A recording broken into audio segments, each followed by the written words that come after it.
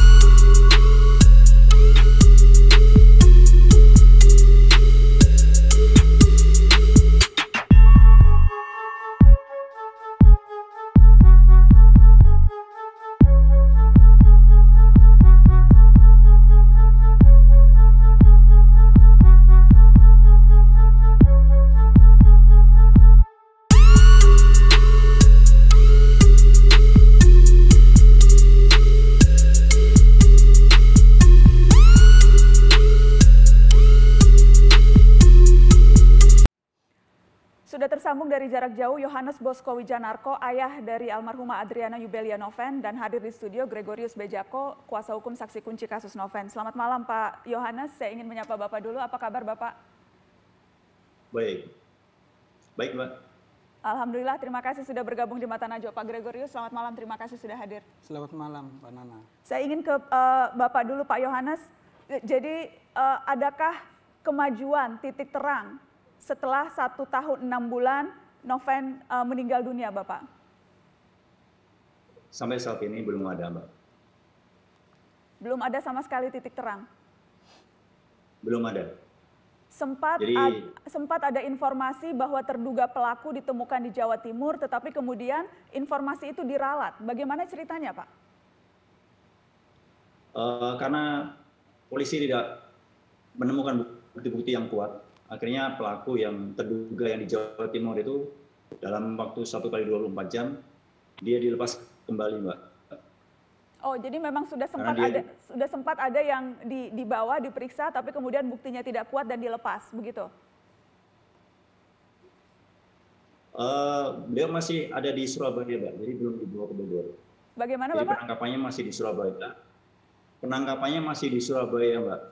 Oke. Jadi belum sempat dibawa ke Bogor. Ya. Oke. Setelah 1,5 tahun berlalu, apakah Bapak sempat misalnya menerima informasi atau ada temuan atau ada tambahan yang bisa menguatkan kira-kira apa motifnya sehingga Noven meninggal, Pak? Justru itu, Mbak. Kami sampai sekarang masih bertanya-tanya. Ini motifnya itu sebenarnya apa? Karena sampai sekarang kita juga belum tahu motifnya yang mengakibatkan anak kami dibunuh itu. Sama sekali tidak ada kecurigaan, sama sekali tidak ada orang yang datang bercerita, tiba-tiba saja peristiwa itu terjadi, bagaimana asal mulanya, sama sekali tidak ada, Bapak?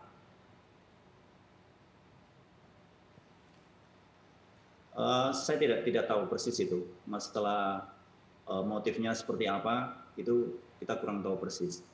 Cuman kita hanya dapat berita bahwa itu anak saya pulang dari sekolah, kemudian dibunuh aja di belakang kos. Oke, baik. Saya ingin ke Pak Gregorius. Jadi Anda adalah pengacara salah satu saksi yang diperiksa dalam kasus ini. Iya. Dan saksi itu inisial J yang memang merupakan teman dekat Noven. Iya, betul. Oke. Apa yang bisa Anda ceritakan soal kenapa kemudian saksi J ini diperiksa kepolisian, klien Anda? Saksi J saat itu adalah adik kelas dari Noven, almarhum korban. Adik kelas setahun di bawahnya, adalah pacar terakhirnya Noven. Pacar terakhirnya Noven, mereka pacaran di sekitar Desember 2019. Hanya sekitar 2-3 minggu saja pacarannya. Kemudian putus sekitar 25 Desember, karena kemudian libur sekolah, kemudian tidak pernah ketemu dan berkomunikasi.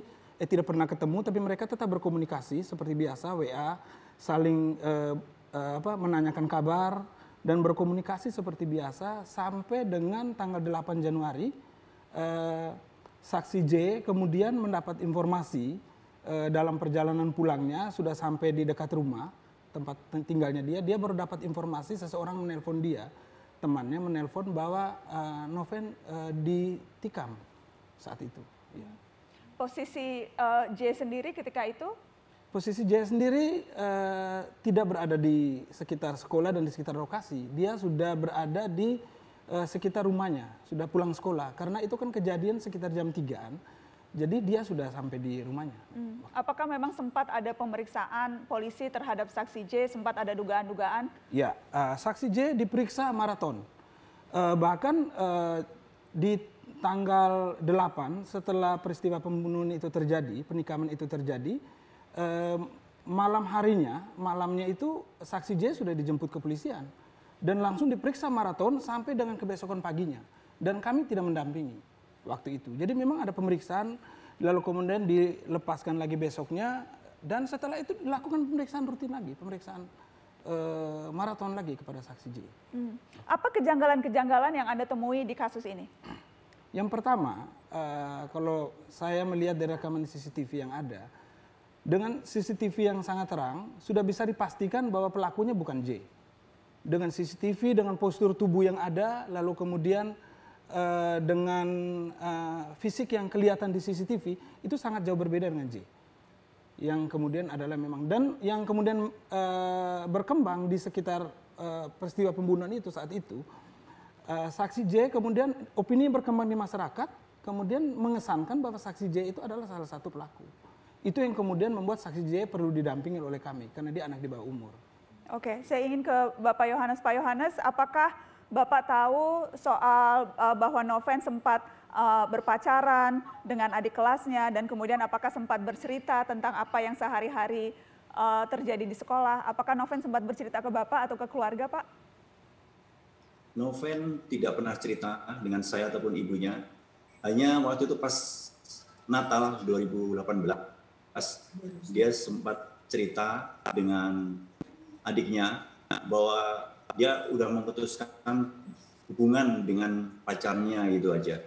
Itu hanya terkait berjalan itu lebih kurang 1 minggu katanya. Oke, tapi apa sebabnya dan sebagainya tidak pernah secara detail diceritakan ya, Pak? Tidak ada. Kegiatan sehari-hari putri Bapak di sekolah dan sebagainya, apakah memang ada yang kira-kira akan membuat Noven menjadi target tertentu, atau ada hal-hal buruk yang bisa menimpa Noven karena kegiatannya? Yang Bapak tahu bagaimana, Pak? Memang saat ini kita nggak tahu persis ya, karena saya yakin dia sebagai siswi SMK, dia selalu nggak mau bercerita, dia hanya menurut dia bisa menyelesaikan, dan dia nggak merepotkan orang lain ataupun tidak mau merepotkan orang tuanya. Jadi memang Noven itu tinggalnya ngekos ya, Pak. Jadi tinggal di kos-kosan yang dekat dengan sekolah, jadi tidak tinggal bersama Bapak dan Ibu ya? Betul. Oke, dan informasi yang saya dapat, Noven adalah siswi yang berprestasi sekali ya, Pak. Bahkan menjadi siswa teladan di sekolahnya. Iya, saya dengar juga seperti itu. Baik. Kita harus break sebentar. Setelah ini Mata Najwa akan menunjukkan CCTV apa yang terjadi di sore hari itu ketika Noven meninggal dunia. Setelah pariwara.